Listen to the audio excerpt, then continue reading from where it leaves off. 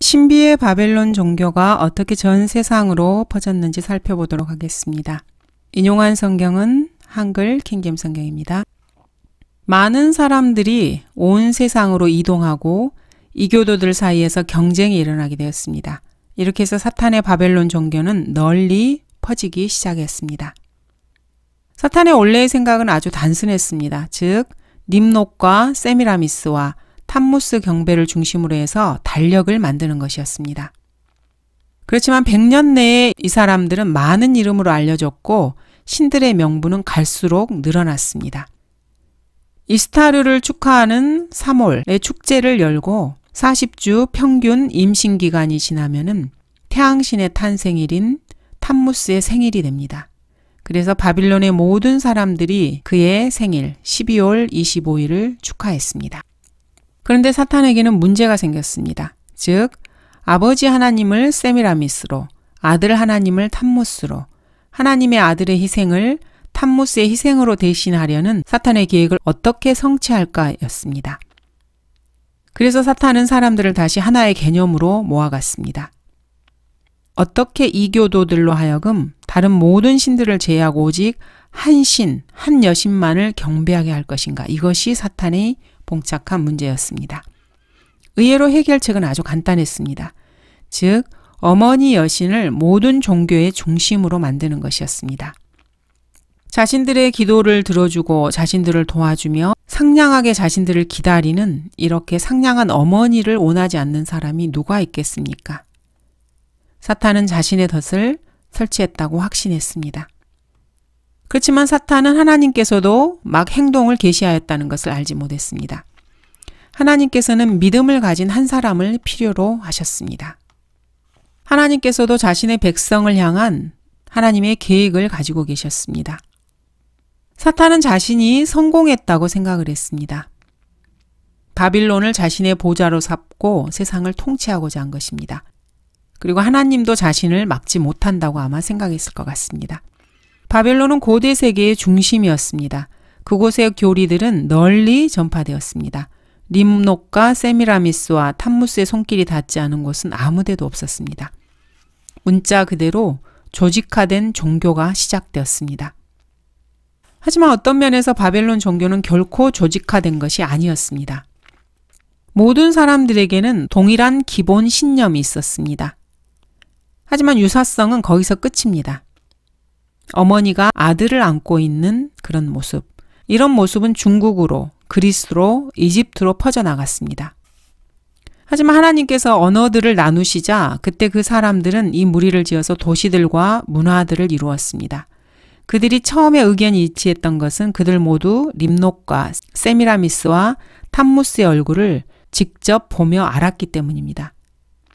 하나님의 말씀을 주의 깊게 기록했던 하나님의 백성들과 달리 이교도들은 설화들을 만들어서 다음 세대에게 구두로 전달했습니다. 그 뒤 그들의 전설과 신화들은 비밀이 되었고 그들의 종교 의식들에 돈을 지불하는 손님들에게만 그 신화들을 알려줬습니다. 이렇게 비밀 신화들과 의식들이 기록된 것은 그 이후의 일이었습니다. 그 즈음에 이러한 진실들은 변질되기 시작했고 서로 간의 모순을 드러내는 설화에 지나지 않았습니다.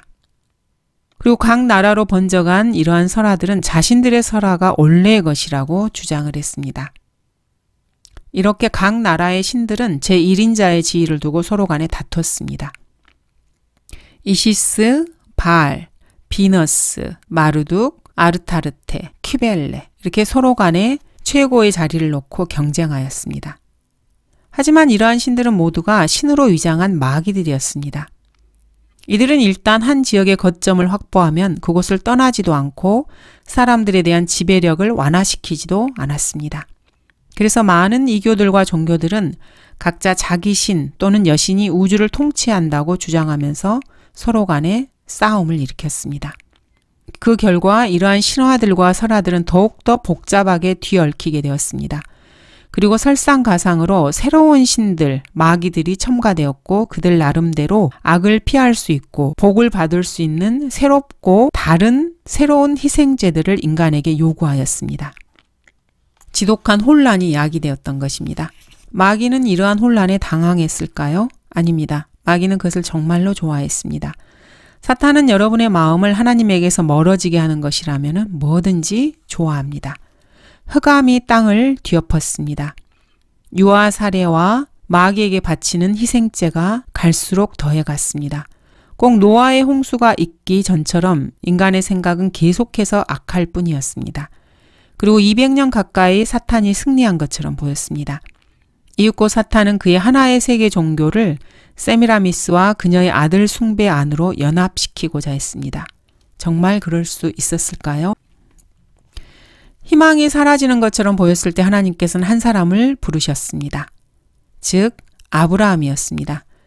그를 통해서 이삭과 그의 아들 야곱이 태어났습니다. 야곱은 12명의 아들들을 낳았습니다. 루벤, 시므온, 레위, 유다, 단, 납탈리, 갓, 아셀, 이스사칼, 스불룬, 요셉, 베냐민이었습니다. 이들로 인해서 하나님의 선택받은 백성, 곧 이스라엘 민족이 탄생하게 되었습니다. 이 목이 굳고 비정하고 반역적인 백성은 혼란스러운 존재였지만 그들은 아브라함 때문에 복을 받았습니다. 왜 그렇습니까? 아브라함이 하나님을 믿었다는 바로 그 이유 때문이었습니다.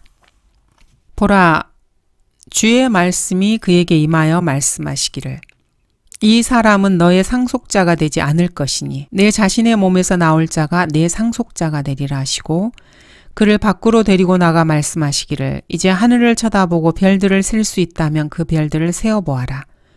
또 그에게 말씀하시기를 너의 씨가 이와 같으리라 하시더라.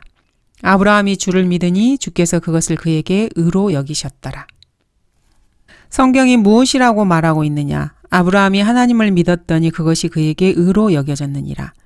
이제 일하는 사람에게는 그 보수가 은혜로 여겨지지 않고 빛으로 여겨지지만 행함이 없어도 불근건한 자를 의롭다 하시는 그분을 믿는 사람에게는 그의 믿음이 의로 여겨지느니라. 아브라함이 하나님을 믿으니 그것이 그에게 의로 여겨졌다함과 같으니라. 그러므로 너희는 믿음으로 난 사람들이 아브라함의 자손임을 알라. 성경은 하나님께서 이방인들을 믿음으로 말미암아 의롭게 하실 것을 미리 보고 먼저 아브라함에게 복음을 전파하기를 내 안에서 모든 민족이 복을 받으리라고 하였느니라. 그러므로 믿음으로 난 사람들은 믿음이 있는 아브라함과 더불어 복을 받느니라. 이렇게 하나님께서는 한 사람의 믿음으로 인해서 전체 민족을 세우셨습니다. 그리고 마귀도 곧 깨닫게 되었습니다. 하나님께서는 그분의 백성을 버리지 않는다는 사실을 말입니다. 사탄은 이스라엘을 공격하기 위해서 많은 시도를 했습니다. 그러나 하나님을 사랑하고 그분의 말씀을 믿는 기도하는 사람들이 있는 이상 마귀가 그들을 해하기 위해서 할 수 있는 일은 아무것도 없었습니다. 때로는 수적으로 아주 열세였지만 이스라엘은 자신의 적들을 물리쳤습니다. 하나님께서는 그분을 따르는 신실한 백성들을 언제나 도우러 오셨습니다. 그러나 그들이 하나님을 거부했을 때 사탄은 그들을 포로로 잡아갔습니다. 하나님께서는 그분의 심판을 연기하셨습니다. 그러나 그들이 여전히 회개하지 않으면 주님은 사탄이 그분의 백성을 포로로 잡아가도록 허락하셨습니다. 그리고 자신의 새 주인을 섬기게 했습니다. 그 주인은 잔인했고 하나님의 백성에 대한 증오가 대단한 새 주인, 즉 사탄이었습니다. 그러나 하나님께서는 그들이 울부짖을 때 사랑의 손길을 여전히 그들에게 내미셨습니다. 이스라엘 민족이 회개하면은 그들을 되돌아오게 하신 것입니다. 하나님은 그것을 이렇게 말씀했습니다. 나 주 너희 하나님은 질투하는 하나님이니 나를 미워하는 자들의 3, 4대까지 그들의 조상의 죄악을 그 자손들에게 미치게 하고 나를 사랑하고 나의 계명들을 지키는 자들에게는 수천 대까지 자비를 베푸느니라. 이러한 일은 수세기 동안 계속되었고 결국 BC 722년 북왕국 이스라엘이 아시리아에게 함락되고 BC 605년부터 BC 586년까지 유다의 멸망이라는 그런 전개가 이어져 나갔습니다. 하나님의 선지자들에 의해서 장시간 경고를 받은 후에 남왕국 유다는 마침내 바벨론에게 함락되어 백성들은 포로로 잡혀갔습니다. 솔로몬의 아름다운 성전도 파괴되었습니다. 이스라엘의 많은 사람들이 모든 희망을 상실했습니다. 그러나 하나님께서는 아직 이스라엘과 끝내지 않으셨습니다. 70년의 포로 기간 후에 하나님께서는 전체 예언을 단번에 성취하셨습니다. 코레스 왕이 태어나기 100년도 더 전에 하나님께서는 페르시아인인 코레스를 불러서 바벨론을 함락시키고 하나님의 백성을 구해내어 예루살렘 성전의 재건을 명하게 하셨습니다. 이러한 코레스에 관한 하나님의 예언이 이사야 44장에서 발견됩니다. 주가 그의 기름 부음 받은 자 코레스에게 이같이 말하노라.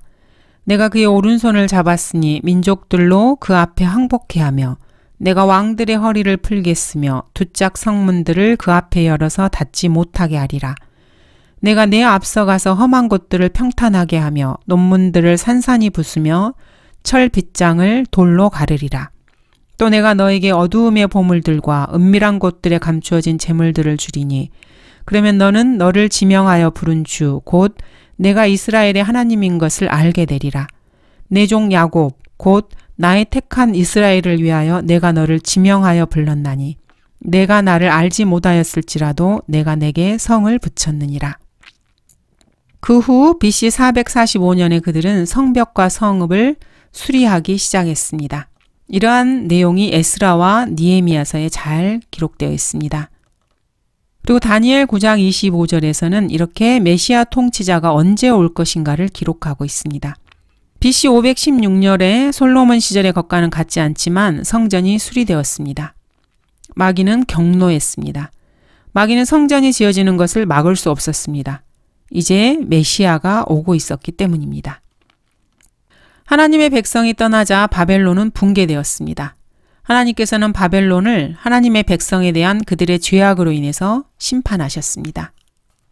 바벨론은 문자 그대로 붕괴되었습니다. 벨살살이 벽에 쓴 글을 보았을 때 한 번에 하나씩 이렇게 붕괴되었습니다. 벨사살이 벽에 쓴 글을 보았을 때 다니엘 5장에 나오죠. BC 539년은 바빌론 제국의 종말의 시작이었습니다. BC 539년 메네메네 테켈 우파르신, 즉 헤아렸다, 달았다, 나뉘었다란 뜻입니다. 하나님께서 저울에 달아보았더니 부족한 것이 발견되었고 메대와 페르시아 사이에서 나뉠 것임을 다니엘에게 보여주셨습니다. 바로 그날 코레스 대왕이 바벨론을 점령했습니다. BC 552년 바벨론이 다리오에게 점령되었습니다. 성읍을 지키는 바벨론의 유명한 10개의 성문이 무너져 내린 것입니다. BC 482년 바벨론이 크세르크세스에게 점령되었습니다. 성읍의 모든 구역이 구석구석 약탈당해서 폐허로 남겨졌습니다. 그 후 바벨론은 아시리아와 함께 묶여져 무거운 세금을 내야만 했습니다. BC 331년 알렉산더 대왕이 바벨론을 회복시키려다가 그곳에서 죽어서 계획이 폐기되었습니다. BC 307년에서 300년 바벨론의 많은 시민들이 약 90마일 떨어진 셀레우키아의 새 성읍을 식민지하려고 떠났습니다. BC 160년에서 140년 바벨론은 경쟁국가의 군대들에게 4차례 점령되었습니다. 네 번째는 파르디아의 미트리다테스 1세에게 점령되어 그리스의 통치를 끝냈습니다. 이렇게 해서 BC 30년에는 그리스 지리학자 스트라보가 활동하던 시기에 바벨론은 그 광대한 지역에 사람이 살지 않게 되었습니다. 간략하게 말하자면 바벨론은 이주자들로 이루어진 작은 식민지가 여전히 있었지만은 코레스 대왕 이후로 세계적 강대국이 더 이상 아니었습니다. 결국 그 성읍은 역사의 모래 속에 묻혔고 2번 다시 건설되지 못했습니다. 이라크의 이전의 통치자였던 사담 후세인이 바벨론 재건을 주장했지만 그가 실제로 한 일은 닮은 건물의 정면을 쌓아 올려서 관광객들에게 바가지를 씌우는 것뿐이었습니다. 바벨론 성읍 자체는 하나님께서 에레미야 51장에서 약속하신 것처럼 결코 재건되지 못했습니다. 이렇게 해서 BC 122년경에 그 도성은 거의 재가 되어버렸습니다. 굿바이 바벨론이 된 것입니다. 그래서 사탄에게는 새로운 성읍이 필요했습니다. 오직 한 성읍이 바벨론처럼 영향력 있고 사악해질 수 있는 그런 가능성을 보이고 있었습니다. 바로 고대의 로마였습니다. 로마인들은 비열하고 복수심에 불타고 탐욕스럽고 이기적이었습니다. 사탄의 입맛에 딱 맞는 사람들이었습니다.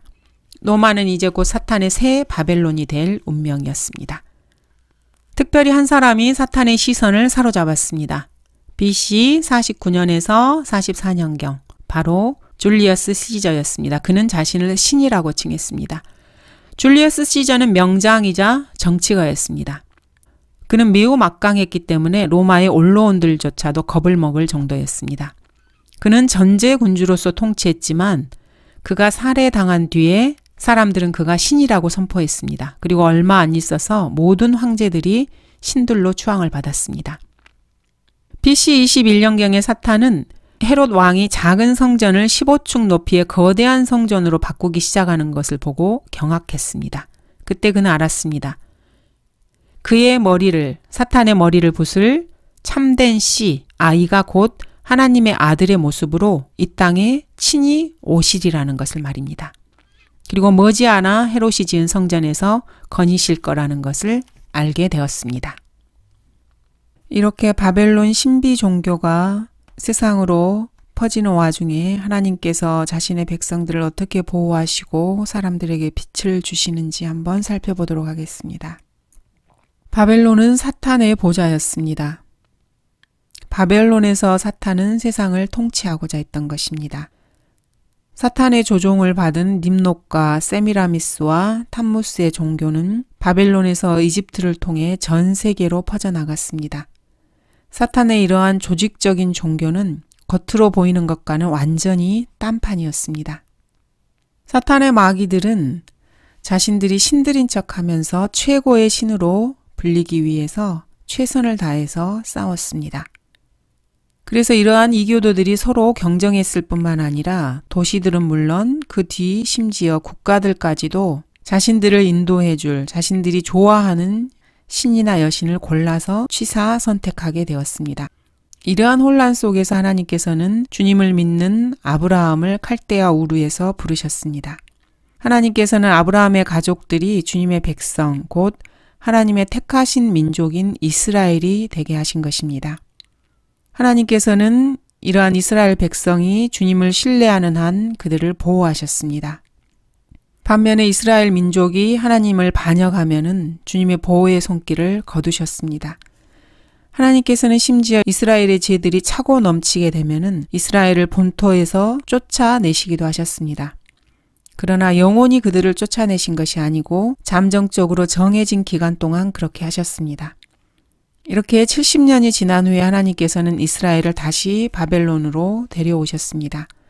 그 뒤 하나님께서는 고대 도시 바벨론이 결코 재건하지 못하도록 이 도시를 완전히 파괴하셨습니다. 하나님의 이러한 공격으로 인해서 사탄은 망연자실하여 또 다른 바벨론, 즉 야심에 찬 도시 로마를 만들기 위해서 발빠르게 움직였습니다. 사탄 역시 창세기 3장 15절에서 약속된 사탄의 머리를 붓을 여자의 씨, 이 참된 씨가 온다는 것을 알고 있었습니다. 하나님의 아들께서 곧 땅에 내려오실 것을 알았던 것입니다. 그래서 사탄은 이에 반드시 대비를 해야만 했습니다. 예언의 참된 성취가 이루어지는 것에 대해서 사탄 역시 대비해야만 했던 것입니다. 감사합니다.